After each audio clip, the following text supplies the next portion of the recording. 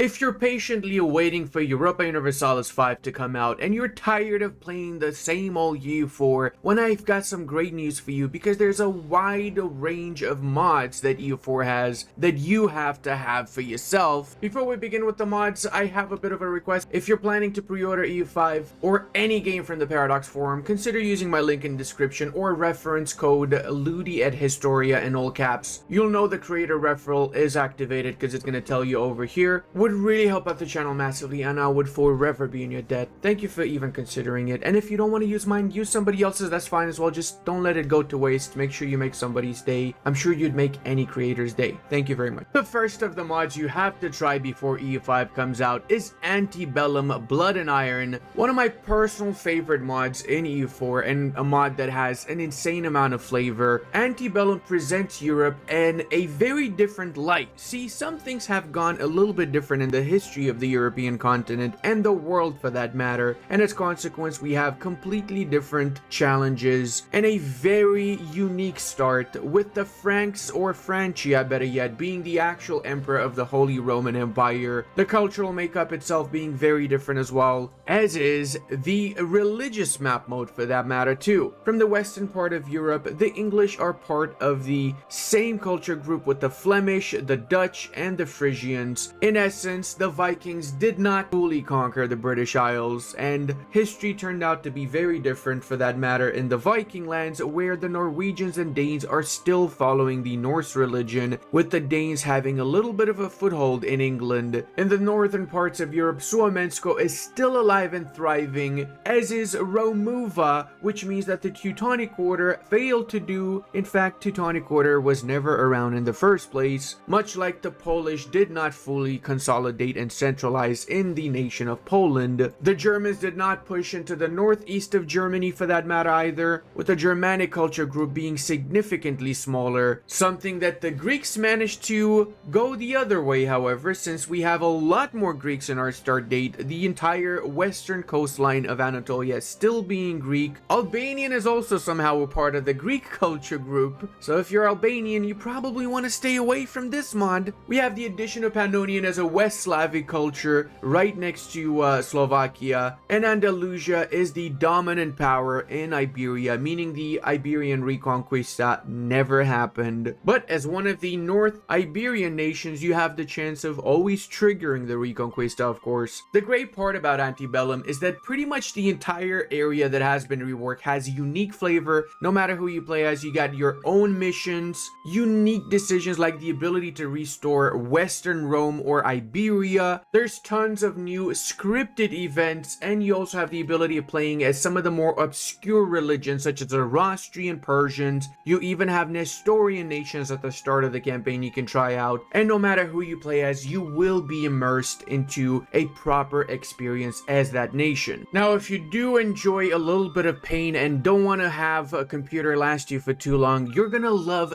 Voltaire's Nightmare, or as the kids like to call it, Mom, I think my computer's on fire. Jokes aside, Voltaire's Nightmare is probably the most historically accurate depiction of the European and Middle Eastern parts of the world I've ever seen in an EU4 mod, or any game for that matter. It has a ridiculous amount of provinces. You really need to scroll down just to realize how many provinces there are. They've basically replaced the whole planet with just Europe and the Middle East, and as you would imagine, depending on the start date that you choose to go for, and yes, there are scripted start dates, the Byzantines can be either ridiculously overpowered or reduced to a little popsicle about to get annexed by the Ottoman Empire. I'm gonna go ahead and give a massive shout out to the development team of the Voltaire's Nightmare, as they did put a lot of effort in this mod, both from the perspective of researching all of these historical things as well as from actually creating the mod, which took a ridiculous amount of time for sure. To put things into perspective, just going back a year from when the Latin Empire was established, we see the Byzantines in all their glory, and then you see the exact moment when it just collapsed into a multitude of little fractured nations, all thanks to the Venetians and the Western Crusaders being a little bit too rowdy, some would say. Now, because I am an absolute skibidi myself, I am gonna go 1 year behind before we begin this campaign. Voltaire's Nightmare actually reworked the game from the ground up, and I really mean from the ground up. You've got a ton of new decisions, such as is claiming Alexander's legacy, restoring the Macedonian Empire as Byzantium if you wish to. You can even restore dead religions. Of course, the cultural map mode is the most accurate I've seen so far, and one of my personal features from Voltaire's Nightmare is the rework for goods. Every province has very accurate depiction of goods, and in fact, I'll be honest with you guys, I think they copy pasted this from EU5. So I'm just realizing these resources in these particular provinces are basically what you have in EU5. You've got exactly in this province honey. You've got well, no, it's a little bit different. We've got dyes in the province of Briseis, which is a little bit changed, and here we've got a little bit of salt, I believe, or rice. Okay, we have rice in there. Okay, it's close to the actual depiction of goods in EU5. Actually, we've got zinc in Cassandra. In EU5 it's actually precious gems, one of which would be zinc, and we've got gold as well in this particular area. Now, one of my personal biggest gripes with Voltaire's Nightmare is that you do actually require a literal space computer to play this mod. This is a Voltaire's Nightmare. There's also Voltaire's Nightmare 2, which is only the HRE, which we're going to include in the same highlight for this mod. It's basically the same, but just different part of the map. You have to try both of them if your computer can handle it. Just make sure you bring a fire extinguisher before. In a fantasy world of Dungeons and Dragons, Anbinar shines a green light, quite possibly the most impressive total conversion mod for Europa Universalis 5. Anbinar presents a completely different world with completely different mechanics and even races. That's right, we've got humans, elves, halflings, dwarfs, gnomes, nerds, kobolds, trolls, redditors, and gnolls, one more fierce than the other, and all of which looking for world domination. Honestly, I'm very impressed with how they've managed to even change the bookmarks. Look at this, you've got different bookmarks, the adventures of the orcs, the serpentines. Granted, all of these bookmarks are the same start date, but they present a different area of the world with different challenges. A lot of work, guys, and I mean a lot of work went into this mod. Not just the bookmarks, everything. Just one of these little icons itself takes a massive amount of effort. So do make sure you grab the mod for yourself. If you haven't tried it out yet, you've been living under a rock, because this is definitely one of the most played mods out there, for good reason too. Clicking on any nation allows you to see their primary race, which in turn allows you to get a background for that particular race. So if we go to the orc lands, we've got the primary race orcs and their little history alongside it. You've got goblins as well amongst the mountains, harpies at the foot of the mountains, Peter Dinklage deep into the mountains as well, and he's a stubborn boy because he lives up to 200 years. That's right, every race has their unique mechanics as well. Gnolls exist in the south, elves as well, hobgoblins. There's just an insane amount of races, like actually an insane amount, and each race has its sub race. For example, humans look different based on which part of the map they're from. Pretty much every corner of the world has its own unique religion as well, together with cultures being different between the various races themselves. Also, the cool part about Anbinar though is it really immerses you in a Dungeons and Dragons type of game with a ton of unique events and unique mechanics for every single corner of the world. The name itself comes from the Anbinar Empire, which is the human empire at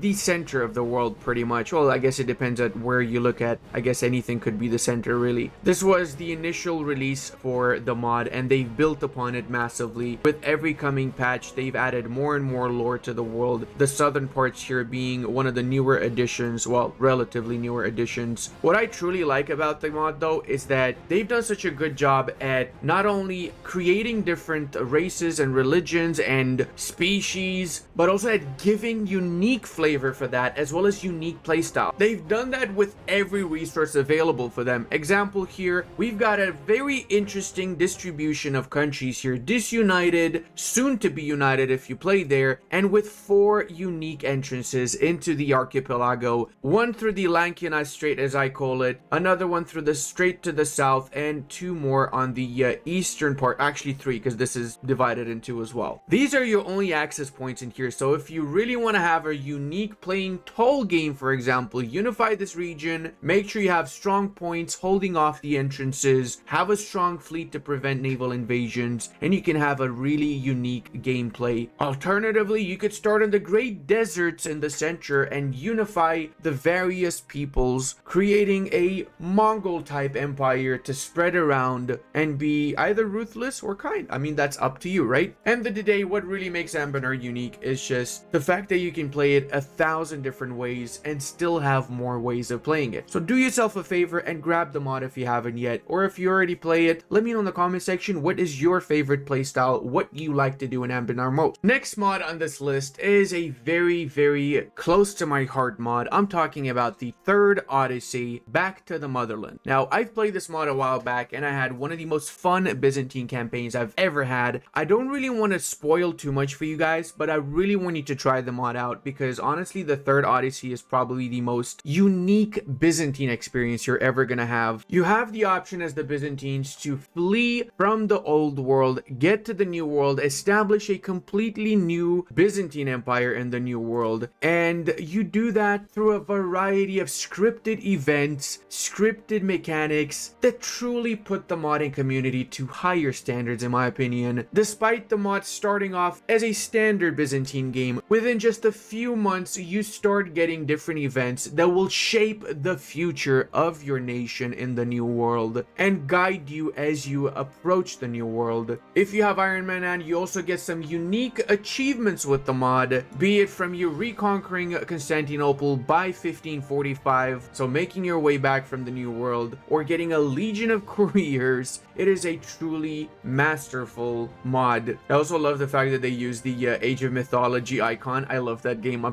This actually made me want to play Age of Mythology again. If you guys haven't watched my Third Odyssey videos, I recommend you check them out. I'll leave them in the description, and I'm probably gonna do a new series for the Third Odyssey because they've made massive changes in the meanwhile. Let me know in the comment section if you want me to do that. Maybe before E5 comes out, we can have a proper Third Odyssey to wrap up the end of the EU4 age. If you're tired of living in the real world, why not live in the real world in EU4? That's right, my fellow Skibidi. Why not experience yourself the hurtful politics of modern day? You have the option of starting in 2024, the present day, which is 6th of December. Clearly, we are not almost in 2025, 6th of December. The mod features classic mechanics such as Greeks being indebted and never paying back their debts. I'm just kidding. They're gonna pay it eventually. As well as my personal favorite, nuclear missiles, which you could just literally launch anytime you want as the nuclear possessing nations like the US. You can always abandon secularism, dismantle the European Union, double your hydrogen bomb output, wage war on the cartels, and then also fund the cartels so you can do a little bit of money laundering on the side. You got fan favorite lobbies instead of estates, and if you're the US, apparently half the world is your subject. This might piss off a few people maybe. But hey, if they're upset, you can always set them as the atomic target.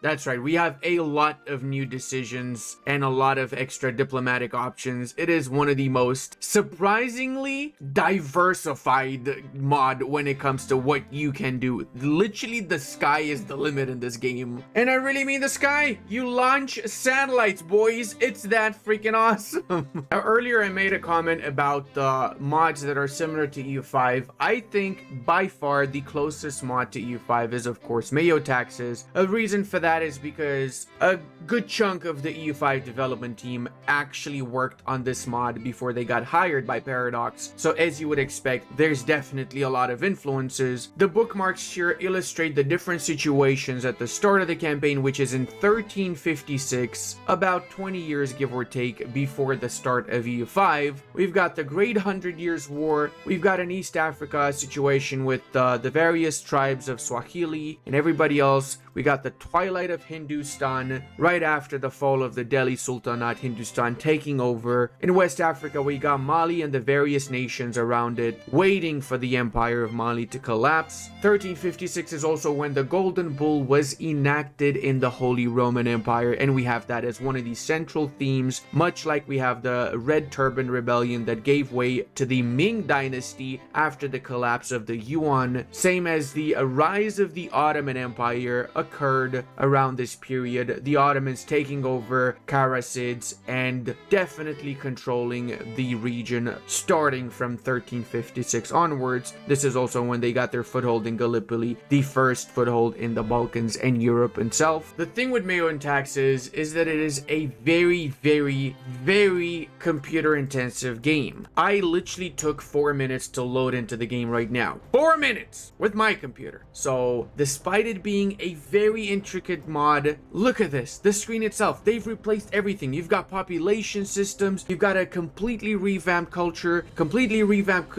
building. Everything is absolutely amazing actually, but it just doesn't work with EU4. That's why it is great we have the team working on EU5, because a lot of the stuff that we have in this mod has made its way into EU5, and that is good because EU5 doesn't have the performance issues that EU4 has with the mod, simply because it's a completely different engine. It was built with these ideas in mind from the get-go, something that obviously is a lot more difficult to do with EU4, right? But if you do have the space computer to play Voltaire's Nightmare and you want to give it a shot, I do recommend at the very least load up the mod, see what it offers, see if you agree with a lot of the new mechanics and revamp mechanics they've got. You would actually miss out if you don't at least experience for yourself the 1350s from the perspective of Mayo and taxes. Before we continue, I also want to mention these mods I'm putting in this list of mods, they're not in any specific order, okay? So don't feel like, oh, I feel like this mod's better than that mod, why did you put that mod there? All of them are equally amazing, and I truly believe that you should have all of them or try all of them out before EU5 is out. Or heck, play him even after. Play him forever. Next up on the list is Europa Expanded, which is in essence a collaboration of different mods with completely new expanded features. From the onset, you have a lot of options for game rules. You can choose the default mission trees or only the expanded Europa mission trees. You have some AI changes you can do as well. You can have cleared Americas for improved performance. So this mod goes the opposite way from Mayo and Taxes and Voltaire's mod. You also can choose who gets the Iberian wedding, not just the Castilians. And similarly, you have some Dutch revolt options. For all intent and purposes, Europa Expanded is vanilla EU4 without any actual massive conversion changes, but it just makes the vanilla game better. So you've got a lot of quality of life changes with this mod that truly revamps the game altogether. One of these changes is the custom macro builder, which really just goes on to double down on the fact that this really is a quality of life mod more than anything and improves on already existing features. This, for example, upgrades every single building of that particular type, which means that you will build every courthouse you can or replace all the courthouses that you can. It is a really good feature that I wish was in the base game, honestly. You might see that there's no missions. That is because you've got Paradox missions and you've got Europa Expanded missions. You can choose between the two of them. You can see what the default missions is in the game, and then you can see the Europa Expanded ones, and you make the decision on whether you want to go down this path or the other one. Then you can confirm the mission tree selection, and you've got a completely different start for the Ottomans or whichever other nation you want to start as. There's also a lot of unique decisions that have been added, scripted events, a caliphate mechanic. Right now, the caliph still resides in Cairo. It is the Mamluks, as you would imagine. You've got the holy sites for the caliphate, and you see whether they are right now owned by the Muslim religious group or not. That includes Sunni, Shias, anybody's. There have been some changes to the map modes with, for example, Greek being more prevalent in the Anatolian coastline. We have the addition of Cappadocian. We've got more estate interactions as well. And the best part is that this is universal with the mod. The Byzantines also having their own unique Europa Expanded or Missions Expanded mission tree that is very, very juicy, that's for sure, and presents a completely different playstyle. So if you've played Byzantium a lot of times, do it with this mod and you basically get a different experience altogether. Now, of course, there are a lot more mods out there that really deserve to be on this list. So if you guys want me to make another must-have video with other mods that I absolutely adore and I think you should try out, let me know in the comment section and let me know what is your favorite mod and why. Love you all, and I'll see you in the next one.